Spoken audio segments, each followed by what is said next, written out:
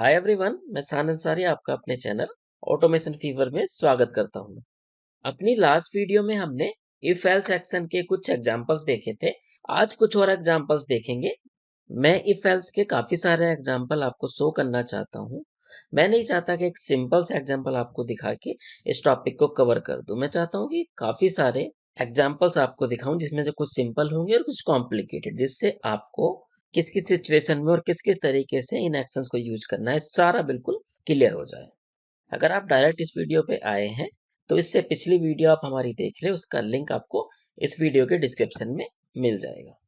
Last video में हमने एक छोटा सा फ्लो बनाया था जिसमें हम चेक कर रहे थे कि यूजर एक फोल्डर को सेलेक्ट करेगा और अगर सेलेक्टेड फोल्डर एम्प्टी है, उसमें कोई भी फाइल्स नहीं है, तो वो डिलीट हो जाना चाहिए। और अगर फोल्डर के अंदर फाइल्स वगैरह है तो यूजर को एक मैसेज बॉक्स डिस्प्ले हो जाना चाहिए जिसमें लिख कर आ जाएगा फोल्डर एम्प्टी नहीं है।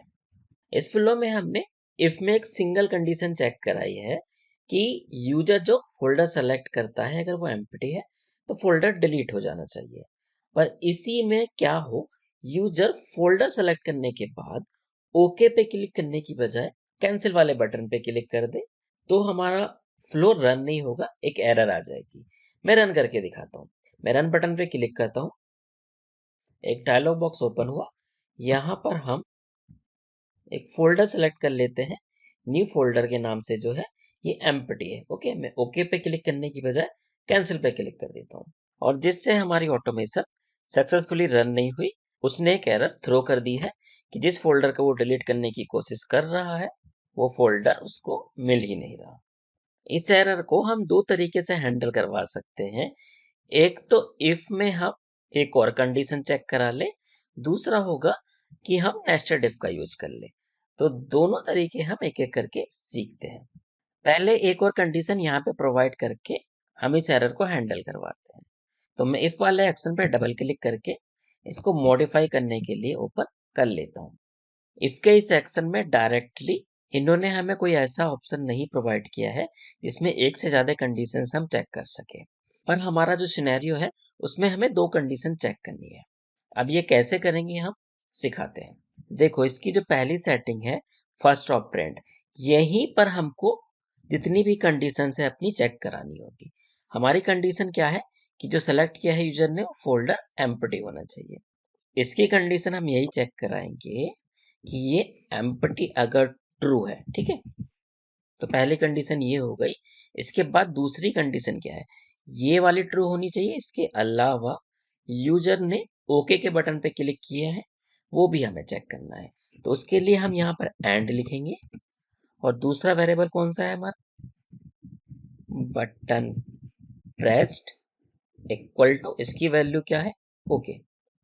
तो इस तरीके से आप एंड या और अपनी सिचुएशन के अकॉर्डिंग लगा के यहाँ पर मल्टीपल कंडीशन चेक करा सकते हैं।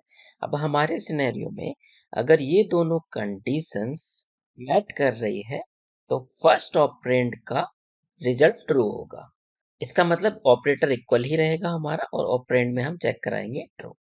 तो अगर ये दोनों कंडीशन ट्रू है तब हमारा ये फोल्डर डिलीट हो जाए।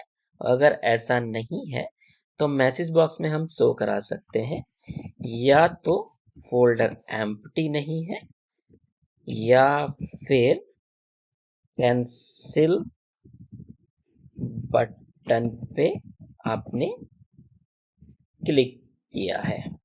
इस तरीके से जो मैसेज आप चाहते हैं यूजर को शो कराना यहाँ पर आप दे सकते हैं। इस ऑटोमेशन को रन करके एक बार चेक करते हैं। पावर ऑटोमेट के अंदर मेरे पास एक एम्प्टी फोल्डर है न्यू फोल्डर के नाम से। इसे सेलेक्ट करके मैं कैंसिल के बटन पे क्लिक कर रहा हूँ।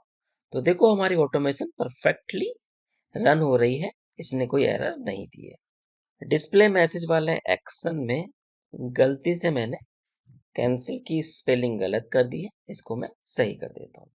और ये जो हमारा डिस्प्ले सेलेक्ट फोल्डर डायलॉग वाला एक्शन है, इसमें हमने कल जो दूसरा बटन प्रेस वाला वेरिएबल था उसको इनेबल नहीं किया था। तो मैं इसको इनेबल करता हूँ और फिर अपनी ऑटोमेशन अपने फ्लो को करता हूँ रन। इस बार भी पावर ऑटोमेट के अंदर न्यू फोल्डर है मेरा, इसको सेलेक्ट करके मैं ओके पे क्लिक करता हूँ। तो इस बार आप देख सकते हो कि कोई एरर नहीं आई है और वो फ़ोल्डर डिलीट हो गया है। और मैं दोबारा से इसी फ्लो को रन करूँ। इस बार किसी ऐसे फ़ोल्डर को मैं सेलेक्ट करूँ जो एम्प्टी नहीं है, तो ये मैसेज बॉक्स में शो कर देगा कि या तो फ़ोल्डर एम्प्टी नहीं है या फिर कैंसिल बटन पे क्लिक किया है। अब ये तो हमारा हो गया था पहला तरीका, जिससे हमने मल्टीपल कंडीशन इफ वाले एक्शन में प्रोवाइड करा के अपनी एरर को हैंडल किया है। अब एक दूसरा तरीका भी है कि हम यहाँ पर नेस्टेड इफ का यूज कर लें। नेस्टेड इफ का मतलब होता है कि एक इफ के अंदर जब दूसरे इफ को हम यूज करते हैं तो उसको नेस्टेड इफ हम बोलते हैं। तो मैं अगर एक और इफ एक्शन लाके यहाँ पे रखूं और दूसरी कंडीशन को मैं यहाँ पर चेक कराऊं, तो ये हमारा हो जाएगा, ये वाला जो इफ है इसको हम बोलेंगे नेस्टेड इफ।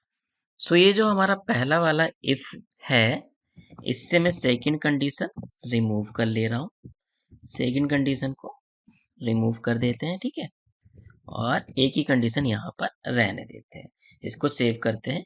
और जो दूसरी हमारी कंडीशन है कि अगर यूजर ओके के बटन पे क्लिक कर रहा है तो उसको हम यहाँ पे चेक कराएंगे। तो बटन प्रेस इक्वल टू होना चाहिए ओके, तभी ये फोल्डर डिलीट होना चाहिए। तो पहले कंडीशन चेक होगी कि जो यूजर ने सेलेक्ट किया है फोल्डर वो एम्प्टी है। उसके बाद क्या यूजर ने ओके के बटन पे क्लिक किया है, ओके के बटन पे क्लिक किया है, तो फोल्डर डिलीट हो जाएगा। और अगर ओके के बटन पे क्लिक नहीं किया, कैंसिल पे क्लिक किया है, तो वो हम एल्स में रख देंगे। यहाँ पर एक मैसेज शो करा देंगे कि आपने कैंसिल पे क्लिक किया है। तो मैं जो ये डायलॉग बॉक्स है इसको कॉपी करके पेस्ट करता हूँ और ऊपर इसको लाके यहाँ एल्स वाले पार्ट में रख देता हूँ।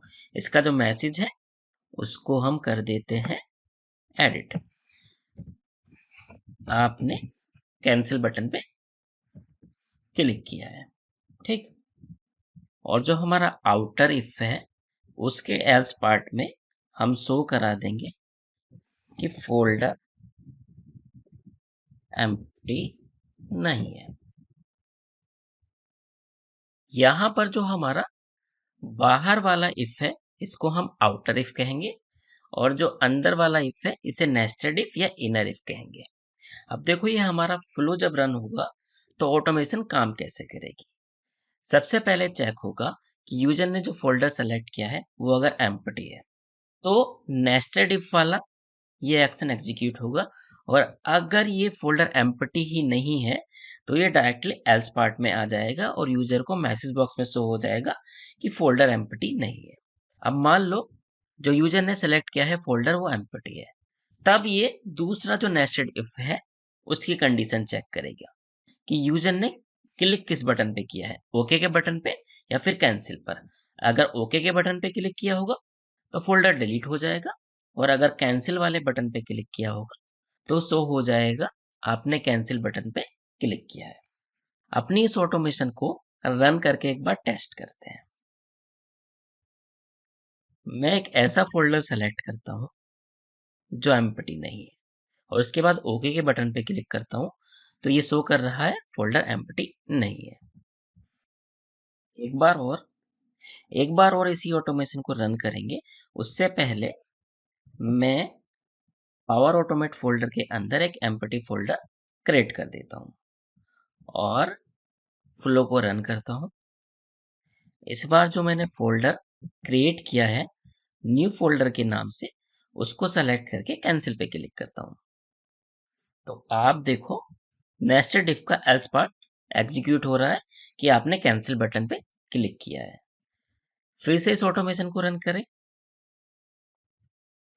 सेम फोल्डर जो कि एम्प्टी है उसे सेलेक्ट करके मैं ओके के बटन पे क्लिक करूं तो इस बार आप देख सकते हैं कि ये न्यू फोल्डर हमारा डिलीट हो चुका है। यहाँ तक सब क्लियर है ना? अगर कुछ भी डाउट हो तो मैसेज बॉक्स में आप हमसे पूछ सकते हैं। अब एक और एग्जांपल देख लेते हैं इसका। हम एक ऐसी ऑटोमेशन बनाएंगे जिसमें यूजर जो भी नंबर हमें प्रोवाइड कराएगा उसको हम चेक करेंगे कि वो इवन है या फिर ऑड। जितने भी एक्शन हमारे अभी वर्क स्पेस में है मैं इनको सेलेक्ट करके कर देता हूँ डिलीट। हम जो ऑटोमेशन बना रहे हैं उसमें इनपुट में हम नंबर ले रहे होंगे यूजर से, जिसे हम चेक करेंगे कि वो इवन है या ऑड है। तो इनपुट लेने के लिए हम डिस्प्ले इनपुट डायलॉग का यूज कर लेंगे और यहाँ पे कुछ सेटिंग्स है, पैरामीटर है जो हमें प्रोवाइड करना है। टाइटल में हम दे देते हैं प्रोवाइड नंबर, मैसेज में दे देते हैं प्लीज एंटर अ नंबर। ये एक्शन हमें दो वेरिएबल प्रोवाइड कराएगा, पहला होगा यूजर इनपुट और दूसरा बटन प्रेस्ड। ठीक है, मैं सेव पे क्लिक कर देता हूँ। अब हमें चेक करना है कि यूजर ने जो इनपुट प्रोवाइड किया है वो नंबर इवन है या ऑड है। किसी भी नंबर को अगर चेक करना हो कि वो इवन है या ऑड है, इसके निकालने का लॉजिक बहुत सिंपल होता है।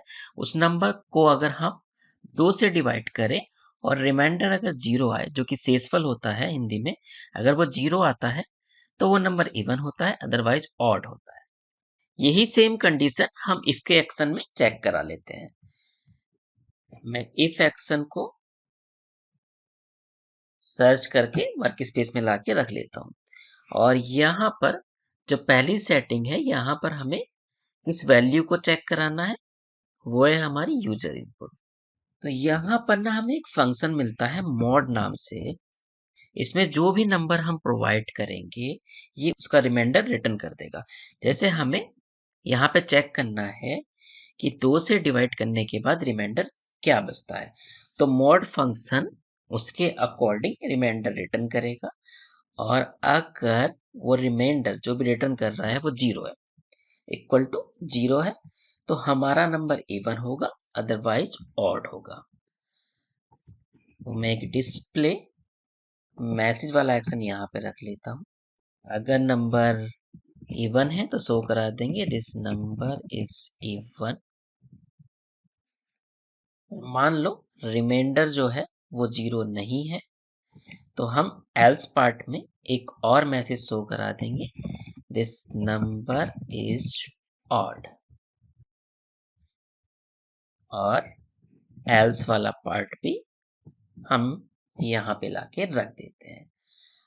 अब इस फ्लो को रन करें, कोई भी नंबर यहाँ पे प्रोवाइड करें। हमने 20 यहाँ पे प्रोवाइड किया है जो कि इवन है, तो देखो ये शो कर रहा है दिस नंबर इज इवन। एक बार और इस ऑटोमेशन को रन करता हूँ। इस बार यहाँ पे मैं 19 प्रोवाइड कर रहा हूँ, ये ऑड नंबर है, तो इसने हमें शो कर दिया है कि जो नंबर हमने प्रोवाइड किया है वो ऑड है।